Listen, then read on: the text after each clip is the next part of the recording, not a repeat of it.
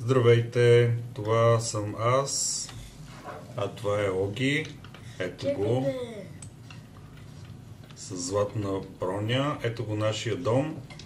В днешния епизод искаме да ви покажем тези кошери, които сега опушваме с огън, за да са спокойни пчелите. Мисля, че даже почна мед. Вече медът е готов, трябва да съберем. Само, че как се събираше мед? Събираше се ако искате да съберете пити мед, събирате с ножица върху кошера, а пък ако искате имаме ли ножица? Бутилка, трябва с бутилка и то ще се получи бутилка с мед. А имаме ли ножица? Май имаме. Чакай, къде ни беше... Я да видя в моя инвентар дали има ножица. В моя инвентар няма ножица. В мен също няма. Къде беше? Златна кирка, желязна кирка. Магма... Не виждам ножица. Може да е изчезнала, но нищо. Няма да го разбиваме меда. Добре, значи да съберем бутилки. Така, идвам. 2 бутилки нося. Охо! Обаче, добре, стигна да се бия с зомби. Ето го тук. Това е отдавник. Сладки прасенца.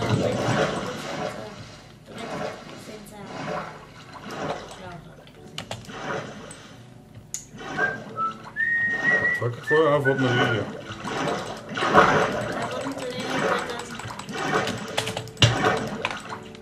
Добре, сега да се начинам да убият. Успях да се спася. А защо назад копчета не ми работят? Добре, искаш ли ви какво сме направили?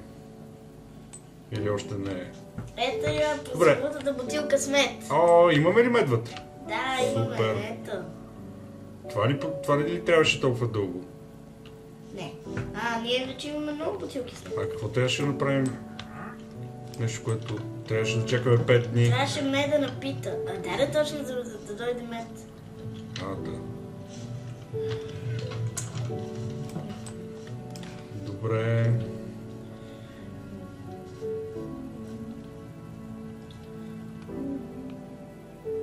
Добре, аз имам да сека дърва, че нещо няма много дърва.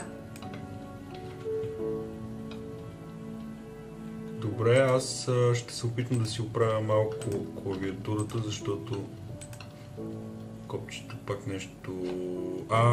Да. Това не ми е настроено хубаво. Така... С тези емулатори за Android, които аз ползвам на компютър, трябва да се правят някой път настройки. Ето, намерих ги. И трябва ето това да го вкарам тук.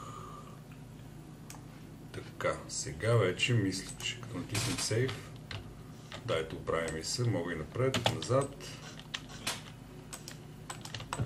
Добре, да се прибираме, че става вече нощ. Кой ми е удара обаче?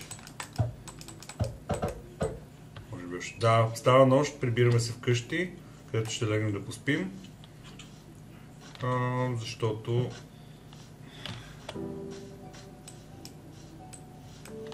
Чакай. Моето име е най-смешното име на света. Apple Watch Red. Така, лягаме да спим. Така най-бързо се прекарва нощта. Да, ако имате легла, то се прави от 3 блокчета дърва и 3 вълна отгоре. На 2 реда. Добре, реколтата ни е готова.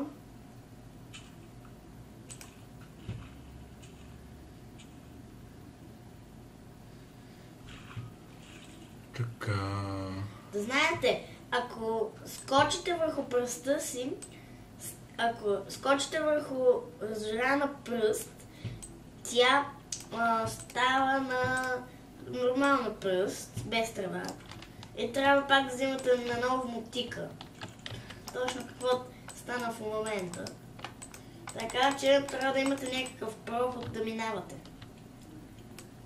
Поне така е препоръчително за мен. Добре, аз... Не знам за вас. Не е ли време, Оги, да копаем малко...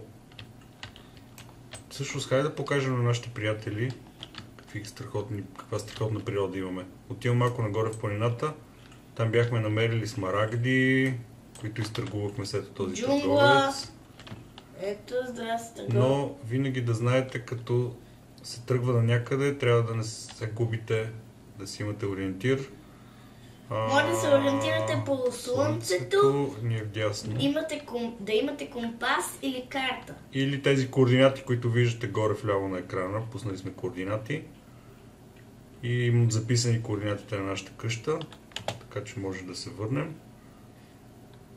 Ето тук тия камъни изглеждат доста... Аха, ето там има мед в далечината.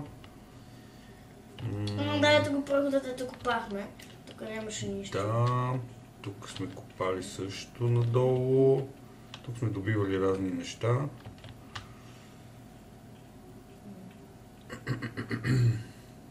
Ето го нашия свят, много е хубав. Навсякъде има планини, има много смарагди. А тези неща, какви са горе тези белите? Ето, които са... Това е сняг. О, сняг! Може ли да добием сняг и да си направим снежен голем? Можем сняг. Ще да падна! Да, Каква пропаст! можем да направим снежен голем, обаче ще ни трябва доста да се катим. Долу има коне. Добре, отиваме за... Ние можем и снежни топки, които бият малко от малко демидж. Малко. Те са за... Добре, идвам и аз. Ох, какво дърво. Толкова високо човек, това е гората. доста стръмно. Как ще го мина?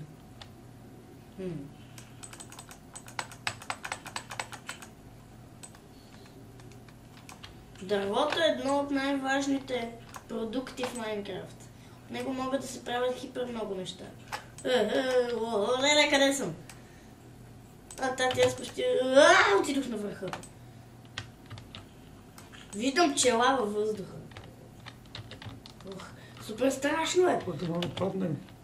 Всичко е като мравка под мене. Оле, колко е високо! Оле, къде съм? Къде съм? Вижте само да ви покажем нашия огромен свят. Така. Тати, трябва ни лопата. Аз трябва да имам се лопата. качиш. Ама за какво ми е? За снега ли? Да, за снега. Ето. Взех. Ей, не, той някъде отлетя. Добре. Надолу. Ей, Дай на топка. Дай на мен лопатата.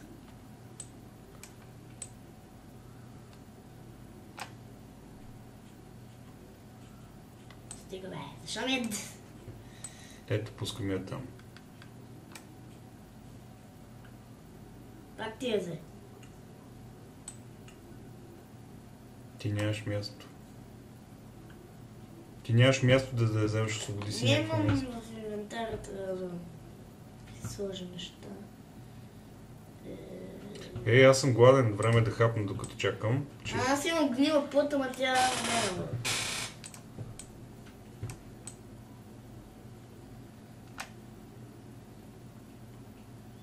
Пак ти я взе.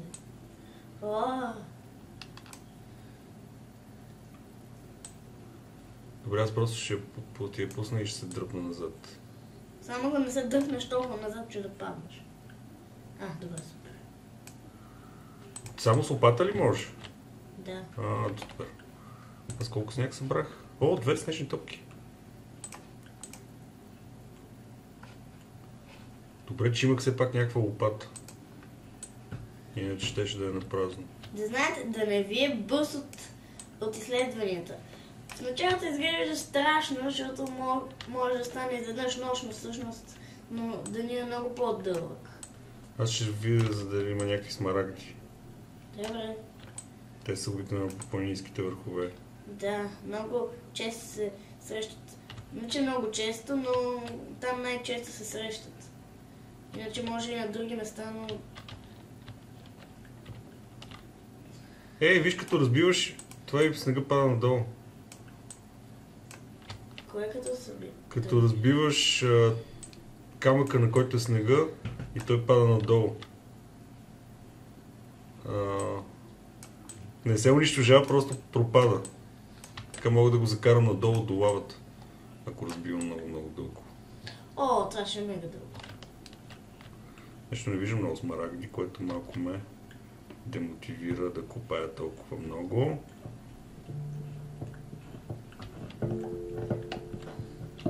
Ти ме копая вече успя. Това странно. Щупи ти се лопатата ли? Да, щупи ми се лопата. Еми добре, ние посъбрахме някакви неща. Имаме още сняг. Я да огледаме. Събрах 29 сняг. Доста животни. Аз имам 4 сняг. О, лама. Сега трябва да се ориентираме къде бяхме. Ами аз мога да се ориентирам по реката. Чакай, сети. Ето натам сме. Имаше един такъв седловина между двата върха. Да, натам сме. Тук само внимателно да не се пребием, защото е наистина изключително стръмно. Не е толкова стръмно, аз много лесно минавам. Да. Само 2 пъти. Аз искам да сляза така, че без да ми вземе никаква кръв. Не, но взе малко. Много е стръмно. Все едно сме някъде в Пирин или в Рила. Да, Ето сега все едно сме на кончето в Пирин. Този скален ръб. Не е чак толкова стръмно. Може да се мине. Сивовца, Бай, сивовца. Случайно попаднах на малко мед и мисля да го взема. Що пък да не го взема? Бе, където има мед може да има и желязо обикновено.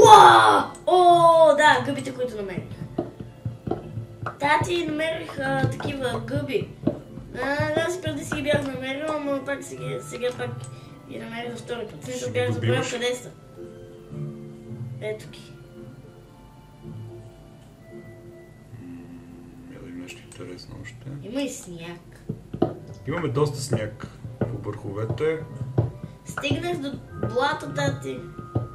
Не виждам да и има... гъби мухоморки.